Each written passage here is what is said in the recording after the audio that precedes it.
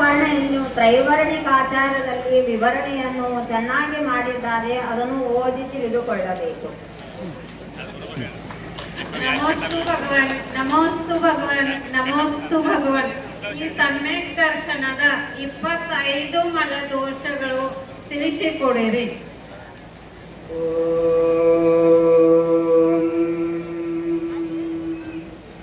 ಸಮ್ಯಕ್ ದರ್ಶನದ 25 ಮಲದೋಷಗಳು ಯಾವುವೆಂದರೆ 8 ಶಂಕಾದಿ ದೋಷ, 8 ಮದಗಳು, 6 ಅನಾಯತನಗಳು, 3 ಮೂಢತೆಗಳು, ಹೀಗೆ 25 ಇವು ಮಲದೋಷಗಳು. ನಮೋಸ್ತು ಭಗವನ್, ನಮೋಸ್ತು ಭಗವನ್, ನಮೋಸ್ತು ಭಗವನ್. ನಮೋಸ್ತು ಭಗವನ್, ನಮೋಸ್ತು ಭಗವನ್, ನಮೋಸ್ತು ಭಗವನ್. ಅಜ್ಞಾನಿ ಜೀವವು ರಾಗಾದಿ ದ್ವೇಷಗಳನ್ನು ಮಾಡುತ್ತಾ ಮನ ವಚನ ಕಾಯದ ಚೇಷ್ಟೆ ಮಾಡುವುದರಿಂದ ಯಾವ ಬಂಧವಾಗುತ್ತದೆ?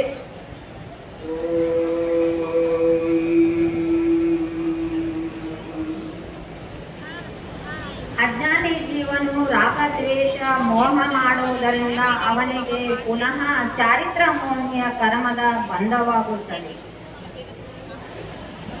ನಮೋಸ್ತು ಭಗವನ್, ನಮೋಸ್ತು ಭಗವನ್, ನಮೋಸ್ತು ಭಗವನ್. ಈ ಪಂಚಮ ಕಾಲದಲ್ಲಿ ಧರ್ಮವಂತರ ಅವಹೇಳನ ಆಗುತ್ತದೆ, ಅಧರ್ಮವಂತರ ಜಯ ಜಯಕಾರ ಆಗುತ್ತದೆ. ಇದಕ್ಕೆ ಕಾರಣ ಏನು ಭಗವಾನ್ ತಿಳಿಸಿಕೊಡಿ.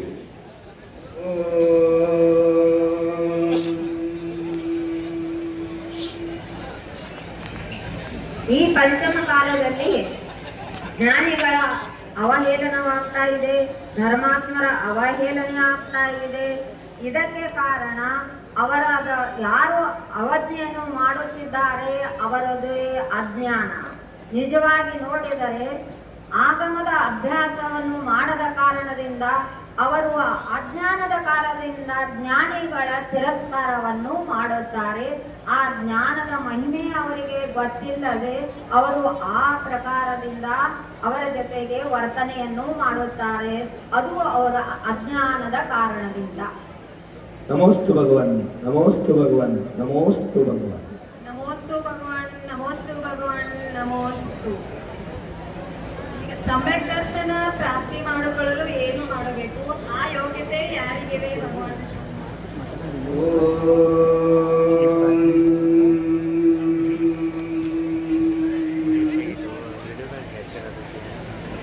ಸಮ್ಯಕ್ ದರ್ಶನ 4 ಗತಿಗಳಲ್ಲಿ ಆಗುತ್ತದೆ. ಸಮ್ಯಕ್ ದರ್ಶನ ಪ್ರಾಪ್ತಿ ಮಾಡಿಕೊಳ್ಳಬೇಕಾದರೆ ಭವ್ಯ ಜೀವಕ್ಕೆ ಆಗುತ್ತದೆ. ಅದು ಕೂಡ ಭವ್ಯ ಜೀವ ಅಂತಂದ್ರೆ ಸಮ್ಯಕ್ ದರ್ಶನದಲ್ಲಿ 3 ವೇದಗಳು: ಛಾಯಿಕ ಸಮ್ಯತ್ವ, ಛಾಯೋಪಶಮಿಕ ಸಮ್ಯತ್ವ ಮತ್ತು ಔಪಶಮಿಕ ಸಮ್ಯತ್ವ.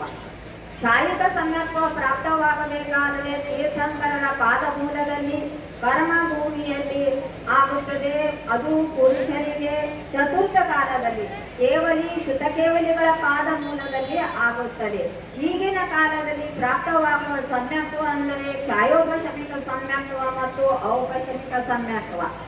ಈ ಔಪಶಮಿಕ ಸಮ್ಯತ್ವವಾಗಲಿ ಅಥವಾ ಛಾಯೋಪಶಮಿಕ ಸಮ್ಯತ್ವವಾಗಲಿ ನಿಜವಾದ ಗುರುವಿಗೆ ಶರಣು ಹೋಗುವುದರಿಂದ ನಿಜವಾದ ಗುರು ಶಾಸ್ತ್ರಗಳನ್ನು ಒಳ್ಳೆಯ ರೀತಿಯಿಂದ ಅವರ ಸ್ವರೂಪವನ್ನು ತಿಳಿದುಕೊಳ್ಳುವುದರಿಂದ ಅಷ್ಟೇ ಅಲ್ಲ, 7 ತತ್ವಗಳನ್ನು ಪಾರಮಾರ್ಥಿಕ ರೂಪದಿಂದ ಅದರ ಸ್ವರೂಪವನ್ನು ಯಾರು ಚೆನ್ನಾಗಿ ಅರಿತುಕೊಳ್ಳುತ್ತಾರೆ ಅವರಿಗೆ ಸಮ್ಯಕ್ ದರ್ಶನ ಪ್ರಾಪ್ತವಾಗುತ್ತದೆ.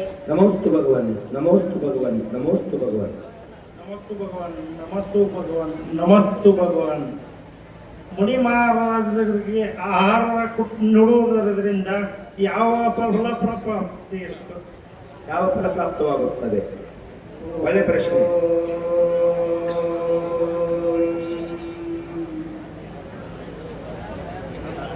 ಮುನಿ ಮಹಾರಾಜರಿಗಾಗಲಿ ಉತ್ತಮ ಮಧ್ಯಮ ಜಗನ್ಯ ಪಾತ್ರರಿಗೆ ದಾನವನ್ನು ಮಾಡುವುದರಿಂದ ಅದರ ಫಲ ಭೋಗ ಭೂಮಿ ಸಿಗುತ್ತದೆ. ಭೋಗ ಭೂಮಿಯಲ್ಲಿ 10 ಕಲ್ಪವೃಕ್ಷಗಳು ಇರುತ್ತವೆ.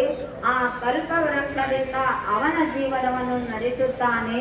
ಯಾವ ಪ್ರಕಾರ ಕರ್ಮಭೂಮಿಯಲ್ಲಿ ಮಾನವನು 6 ಪ್ರಕಾರದ ಕರ್ಮಗಳನ್ನು ಮಾಡಿ ಕರ್ಮ ಅಂದರೆ ಹಸಿ ಮಸಿ ಕೃಷಿ ಸೇವಾ ಶಿಲ್ಪ ವಾಣಿಜ್ಯ ಈ ಪ್ರಕಾರವಾದ ಕ್ರಿಯೆಗಳನ್ನು ಮಾಡಿ ತನ್ನ ಜೀವನ ಯಾಪನೆಯನ್ನು ಮಾಡುತ್ತಾನೆ.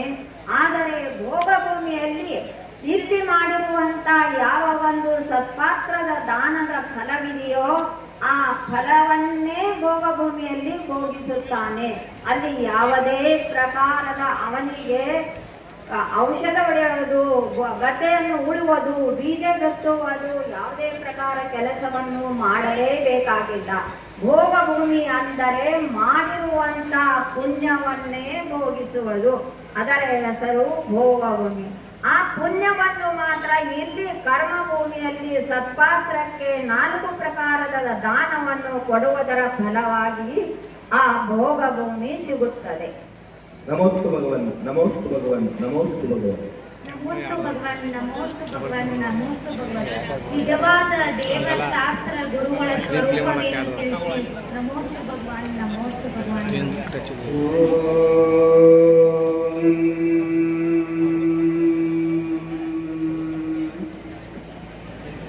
ನಿಜವಾದ ದೇವ ಅಂದರೆ 18 ದೋಷಗಳಿಂದ ರಹಿತರಿರುತ್ತಾರೆ. ಕ್ಷುತ್ ಪಿಪಾಸ ಜರಾತಂಕ ಜನ್ಮಾಂತಕ ಭಯಸ್ಮಯ ನ ರಾಗ ದ್ವೇಷಾದಿ ಮೋಹಾಶ್ಚ ಪ್ರಕೀರ್ತ್ಯತೆ. 18 ದೋಷದಿಂದ ರಹಿತ, ಆತ್ಮಜ್ಞ, ಆತ್ಮನನ್ನು ತಿಳಿದುಕೊಂಡಂತವರು, ಸರ್ವಜ್ಞ, 3 ಲೋಕದಲ್ಲಿರ್ತಕ್ಕಂಥ ಎಲ್ಲ ಚರಾಚರ ವಸ್ತುಗಳನ್ನು ತಿಳಿದುಕೊಂಡಂತವರು, ಹಿತೋಪದೇಶಿಗಳು, ವೀತರಾಗಿಗಳು, ಅಂಥ ಈ ಎಲ್ಲ ವಿಶೇಷಣಗಳಿಂದ ಯಾರು ಯುಕ್ತರಾಗಿರುತ್ತಾರೆ ಅವರೇ ಸರ್ವಜ್ಞರು. ಅವರಿಗೆ ಅರಿಹಂತ ಅಥವಾ ಆಪ್ತರೆನ್ನುತ್ತಾರೆ. ಆಪ್ತರ ಸ್ವರೂಪ ಎಂದರೆ 18 ದೋಷದಿಂದ ರಹಿತ.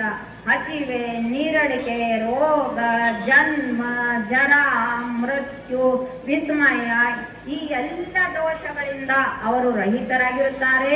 ಅವರೇ ನಿಜವಾದ ದೇವರು. ಆನಂತರ ಆಗಮ ಅಂತಂದರೆ ಆ ಅಂದರೆ ಆಪ್ತ, ಗ ಅಂದರೆ ಗಣಧರ, ಮ ಅಂದರೆ ಮುನಿಗಳು.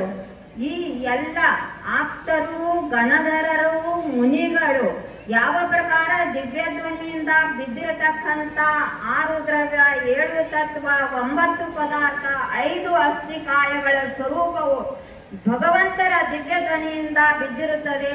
ಅದೇ ದಿವ್ಯಧ್ವನಿಯನ್ನು ಗಣಧರ ಪರಮೇಶ್ವರಗಳು ಆಲಿಸಿ ಅದನ್ನು ವಿವರಣೆ ಮಾಡುತ್ತಾರೆ. ಅದರ ಹೆಸರು ಆಗಮ.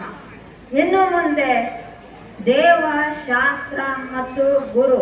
ವಿಷಯಾಶ ವಶಾತೀತೋ ನಿರಾರಂಭೋ ಪರಿಗ್ರಹ ಜ್ಞಾನ ಧ್ಯಾನ ತಪೋ ರಕ್ತ ತಪಸ್ವಿ ಸ ಪ್ರಶಸ್ತ್ಯತೆ. ಏನಂತಾರೆ? ಗುರು ಅಂದ್ರೆ ಯಾರಿಗೆ?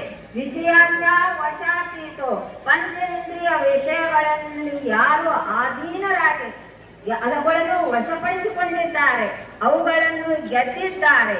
ವಿಷಯಾಶ ವಶಾತೀತೋ, ಆಸೆಯನ್ನು ಬಿಟ್ಟು ಬಿಟ್ಟಿದ್ದಾರೆ. ಆಸೆ ಅಂದರೆ ಯಾವುದೇ ಪ್ರಕಾರದ ಪರಿಗ್ರಹದ ಬಗ್ಗೆ, ಯಾವುದೇ ಪ್ರಕಾರ ಪರಿವಾರದ ಬಗ್ಗೆ ಅವರಿಗೆ ಯಾವ ಪ್ರಕಾರದ್ದು ಮೋಹ ಮಮತೆಗಳಿರುವುದಿಲ್ಲ. ಅದಕ್ಕೆ ವಿಷಯಾಶ ವಶಾತೀತೋ ನಿರಾರಂಭೋ ಪರಿಗ್ರಹ. ಆರಂಭ ಮತ್ತು ಪರಿಗ್ರಹಗಳಿಂದ ರಹಿತರಾಗಿರುತ್ತಾರೆ. ವಿಷಯಾಶ ವಶಾತೀತೋ ನಿರಾರಂಭೋ ಪರಿಗ್ರಹ ಜ್ಞಾನ ಧ್ಯಾನ ತಪೋ ರಕ್ತ. ಧ್ಯಾನ ಮತ್ತು ಅಧ್ಯಯನದಲ್ಲಿ ಲವಲೀನರಿರುತ್ತಾರೆ. ಅವರಿಗೆ ನಿರ್ಗ್ರಂಥ ಮುನಿಗಳು, ತಪಸ್ವಿಗಳು, ಗುರುಗಳು ಅನ್ನುತ್ತಾರೆ. ನಮೋಸ್ತು